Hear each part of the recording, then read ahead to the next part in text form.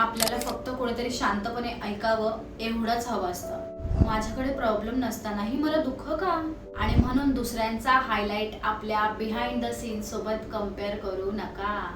तुमच्याकडे सगळं आहे, घर आहे, कुटुंब आहे, तुमच्यावर प्रेम करणारी माणसं आहेत, तुमच्या आयुष्यात अशा अनेक गोष्टी आहेत ज्यासाठी तुम्ही ग्रेटफुल आहात। पण तरीही कधी कधी मनातून एक आवाज येतो, मला आनंदी का नाही वाटत? काही विशेष कारण नसतं, कोणी काही वाईट बोललेलं नसतं, काही मोठी प्रॉब्लेम झालेली नसते, पण तरीही मन उदास असतं, काहीच करावंसं वाटत नाही, कोणाशीच बोलावंसं वाटत नाही। आणि सगळ्यात जास्त गिल्ट कशाचं वाटतं? माझ्याकडे तर सगळं आहे, तर मग मी उदास का? जर तुम्हालाही असाच प्रश्न पडला असेल तर आजचा हा व्हिडिओ तुमच्यासाठी आहे। नमस्कार, मी सोनेश्वरी बोलते। स्वागत आहे तुमचं मनाचा कोपरा या आपल्या सिरीजच्या भाग 2 मध्ये। आपण आज एक खूप सटल पण महत्त्वाच्या गोष्टीबद्दल बोलणार आहोत। सगळं ठीक असूनही मन उदास का असतं? सगळ्यात आधी एक गोष्ट समजून घेऊया, आयुष्यात चांगल्या गोष्टी असणं आणि मन आनंदी असणं या 2 वेगळ्या गोष्टी आहेत। हे ऐकायला थोडं विचित्र वाटेल, पण खरं आहे। समजा एखाद्या व्यक्तीकडे चांगलं घर आहे, कुटुंब आहे, पैसे आहेत, सगळ्या बेसिक गरजा पूर्ण होतात, पण तरीही त्या व्यक्तीला आतून एकटं का वाटत असेल? आणि आपण तर तिला काय म्हणतो, तुझ्याकडे तर सगळं आहे, पण तिच्या मनात नेमकं काय चाललंय हे आपल्याला माहीत नसतं। आणि म्हणूनच आपण दुसऱ्याच्या आयुष्याकडे बाहेरून बघून त्याच्या भावना ठरवू शकत नाही। हेच आपण स्वतःबरोबरही करतो। माझ्याकडे तर सगळं आहे, माझी प्रॉब्लेम काय आहे? लोक माझ्यापेक्षा कितीतरी मोठा प्रॉब्लेम फेस करतात, मला असं वाटायला नको। आणि मग दुःखाबरोबर गिल्ट सुद्धा येतो। एक उदाहरण घेऊया, एक आई घर, मूल, बाकीच्या जबाबदाऱ्या सगळं सांभाळते। तिला तिच्या मुलावर खूप प्रेम आहे, तिच्या कुटुंबावर तिचं प्रेम आहे, पण कधी कधी तिला फक्त 1 तास स्वतःसाठी हवा असतो। शांतपणे 1 कप चहा प्यायचा असतो, कोणाचंच काम नको, कोणी काही विचारू नये, फक्त थोडं शांत बसायचं असतं। पण ती असं बोलली तर तिला स्वतःलाच गिल्ट येतो। मी माझ्या मुलाला कंटाळले आहे का? मी माझ्या घराला कंटाळले आहे का? नाही, कदाचित ती फक्त थकलेली आहे। आणि थकवा म्हणजे प्रेम कमी झालं असं नाही बरं, हे खूप महत्त्वाचं आहे। तुम्ही एखाद्यावर खूप प्रेम करू शकता, पण त्याच वेळी त्याच गोष्टीसाठी तुम्ही खूप थकूही शकता। दोन्ही भावना एकाच वेळी असू शकतात, कारण आपण माणूस आहोत। कधी कधी आपल्याला उदास वाटण्याचं कारण एखादी मोठी घटना नसतेच, खूप छोट्या छोट्या गोष्टी खूप दिवसापासून साठत गेलेल्या असतात। कोणी केलेली एक छोटीशी कमेंट, आपण स्वतःबद्दल केलेली कंपॅरिझन, आपल्याला मिळालेला कमी वेळ, सततची जबाबदारी आणि आपल्या मनातल्या अपूर्ण इच्छा, कुणाला सांगता न आलेलं दुःख। आणि आपण प्रत्येक वेळी म्हणतो, जाऊ दे, हे काही मोठं नाही, नंतर बघू, आता वेळ नाही। पण त्या भावना कुठे जातात? त्या आत साठत राहतात। आणि मग एक दिवस काही मोठं न घडता आपण खूप उदास होतो आणि आपल्यालाच कळत नाही आपल्याला नेमकं झालंय तरी काय। सतत स्वतःची तुलना दुसऱ्यांशी करत असतो। आजच्या काळात तर हे खूप सोपं झालं आहे। मोबाईल उघडा, कोणी नवीन घर घेतलंय, कोणी लग्न करतंय, कोणी करिअरमध्ये सक्सेस झालंय, कोणी बिझनेस सुरू केलाय, कोणी टूरला गेलंय, कोणाची स्लिम फिट बॉडी आहे। आपण आपल्या आयुष्याकडे बघतो आणि मनात येतं, मी कुठे आहे?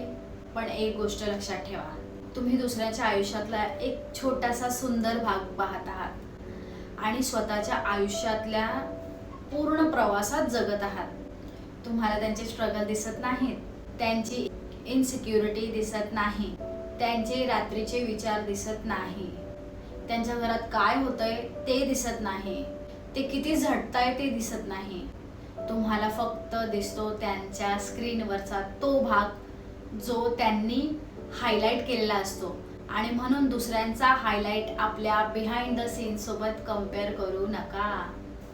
कधी कधी उदास वाटण्याचं आणखी एक कारण असू शकतं, आपण स्वतःला खूप दिवसांपासून विचारलेलं नसतं की मला काय हवंय।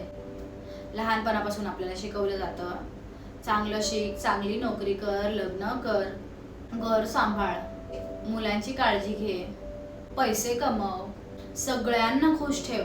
पण या सगळ्यात मला काय आवडतं हा प्रश्न कुठेतरी मागे पडतो. आणि मग आपण एक दिवस थांबतो आणि वाटतं माझं आयुष्य चाललंय, पण मी स्वतः कुठे आहे. ही भावना खूप खोल असू शकते. कारण कधी कधी आपल्याला आयुष्य बदलायचं नसतं, आपल्याला फक्त आयुष्यात स्वतःसाठी थोडीशी जागा हवी असते. आता इथे एक महत्त्वाचा फरक समजून घ्या. कधी कधी उदास वाटणं डिप्रेशन नाही. आपल्या आयुष्यात दुःख येतं, स्ट्रेस येतो, डिसअपॉइंटमेंट येतात, कधी काही दिवस मूड खराब असतो. हे मानवी अनुभव आहेत. पण जर बराच काळ तुम्हाला पूर्वी आवडणाऱ्या गोष्टींमध्ये रस वाटत नाही, सतत उदास आणि रिकामं झाल्यासारखं वाटतं, एनर्जी खूप लो वाटत असेल, झोप किंवा भुकेत भरपूर बदल झाले असतील, कॉन्सन्ट्रेशन करायला त्रास होत असेल, दिवसभराची कामं करणंही आपल्यासाठी अवघड जात असेल, तर त्याकडे दुर्लक्ष करू नका. स्वतःचं डायग्नोसिस करण्याऐवजी योग्य मेंटल प्रोफेशनलशी बोलणं कधीही उत्तम. कारण मनाचं दुखणं दिसत नाही म्हणून ते कमी खरं होत नाही. आता एक प्रश्न, जर सगळं ठीक असूनही मन उदास असेल तर काय करायचं? सगळ्यात पहिले स्वतःला दोष देणं बंद करा. मी अनग्रेटफुल आहे, मी नाटक करते, माझ्याकडे प्रॉब्लेम नसतानाही मला दुःख का, असं म्हणू ना. तुमच्या भावना चुकीच्या नाहीत. स्वतःला थोडा वेळ द्या. दररोज 15 ते 20 मिनिटं जरी असतील ती फक्त स्वतःसाठी राखीव ठेवा. फोन नको, काम नको, इतरांची काळजी नको, फक्त आणि फक्त तुम्ही. कदाचित बागेत थोडंसं चालायला जा, एखादं पुस्तक वाचा, काही नाही जमलं तर शांत बसून राहा, किंवा काही लिहू शकता, किंवा एखाद्या जवळच्या व्यक्तीशी संवाद साधा. काय करायचं हे प्रत्येकाने शोधायचं, पण स्वतःसाठी एक जागा तयार करा. तिसरं म्हणजे तुमच्या मनातलं कोणाशी तरी बोला. आपण अनेकदा म्हणतो मी कोणाला सांगून काय फायदा, पण कधी कधी सोल्युशन नको असतो. आपल्याला फक्त कोणीतरी शांतपणे ऐकावं एवढंच हवं असतं. म्हणून एखादी विश्वासू व्यक्ती असेल तर तिच्याशी बोलून बघा. जर भावना खूप दिवसापासून त्रास देत असतील तर प्रोफेशनल हेल्प घेणं कधीही उत्तम. आणि चौथं म्हणजे तुमच्या आयुष्यातल्या छोट्या छोट्या आनंदाकडे पुन्हा लक्ष द्या. आपण मोठ्या हॅपीनेसच्या मागे धावतो. मोठं घर झालं की आनंदी होईल, जास्त पैसे आले की आनंदी होईल, मोठं हे टार्गेट अचीव झालं तर आनंदी होईल, मोठी कार घेतली तर आनंदी होईल. पण कधी कधी आनंद एका गरम चहात सुद्धा असतो, मुलाच्या एका घट्ट मिठीत सुद्धा असतो, एखाद्या आवडत्या गाण्यामध्ये सुद्धा असतो, सकाळच्या त्या शांततेत सुद्धा असतो, एखाद्या मैत्रिणीसोबतच्या त्या गप्पांमध्ये सुद्धा असतं. आपण छोट्या गोष्टींचं महत्त्व खूप कमी केलंय आणि मोठ्या गोष्टी मिळेपर्यंत आनंद पुढे ढकलला आहे. म्हणून आजच एक प्रश्न स्वतःला विचारा, माझ्या आयुष्यात काय नाहीये, यापेक्षा माझ्या आयुष्यात काय आहे याकडे मी जास्त लक्ष देत आहे. हा प्रश्न कधी कधी खूप काही बदलू शकतो. पण त्याच वेळी जर तुमच्या मनातली उदासी सतत राहत असेल तर पॉझिटिव्ह राहा एवढं सांगून स्वतःला थांबवू नका. कधी कधी पॉझिटिव्हिटीपेक्षा समजून घेणं जास्त महत्त्वाचं असतं. आणि शेवटी तुमच्यासाठी एक गोष्ट, तुमच्याकडे सगळं असूनही जर तुम्हाला कधी कधी वाईट वाटत असेल, उदास वाटत असेल तर स्वतःला दोष देऊ नका. तुम्ही अनग्रेटफुल नाही, तुम्ही वीक नाही आणि तुमच्या भावना फेक नाहीत. कदाचित तुमच्या आयुष्यात सगळं आहे, पण तुमच्या मनातलं थोडं ऐकून घेणारी एखादी व्यक्ती हवी आहे. म्हणून स्वतःकडे परत या. स्वतःला विचारा, मी खरंच कशी आहे, मला काय हवं आहे, मला काय त्रास देत आहे, मला कशाची उणीव भासते. लगेच उत्तर मिळालं नाही तरी चालेल, कारण स्वतःला समजून घेणं ही खूप लॉंग प्रोसेस आहे. एका दिवसात सगळं समजत नाही, पण सुरुवात एका प्रश्नाने होते, माझं मन खरंच ठीक आहे का?